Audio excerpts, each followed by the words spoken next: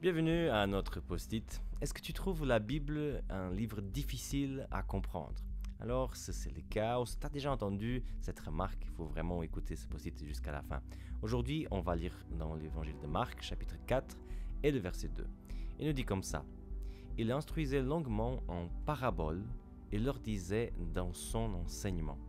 On a cette image du petit Jésus qui, à 12 ans, dans le temple, discutait déjà avec les maîtres de la loi et qu'ils étaient stupéfaits pas simplement de ses connaissances, mais aussi des types de questions qu'il posait. Et j'en suis sûr qu'après, quand il était jeune adulte, et plus tard quand il a commencé son ministère, qu'en effet, il avait encore plus de connaissances qu'à 12 ans. Mais même ce Jésus, il avait beaucoup de connaissances, et même sa relation avec le Père lui donnait vraiment un bagage gigantesque. Lorsqu'il va commencer son ministère, il va utiliser des paraboles. Alors les paraboles, c'est en fait des petites histoires, des illustrations pour faire comprendre d'une façon hyper simple.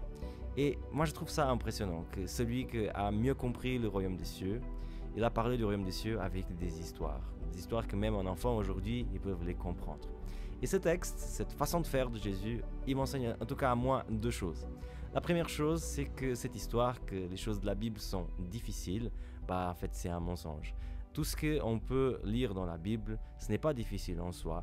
Et sinon, ça serait très compliqué que Jésus vienne expliquer des choses difficiles avec des paraboles, n'est-ce pas? Et deuxièmement, lorsque nous, en tant que chrétiens, on essaye de passer le message à quelqu'un d'autre, si on veut véritablement être chrétien et imiter le Christ, on devrait justement faire la même chose. Parler de façon simple, de forme à que tout le monde puisse accéder au message. Moi, je m'appelle Simon Cugna et c'était le post-it d'aujourd'hui.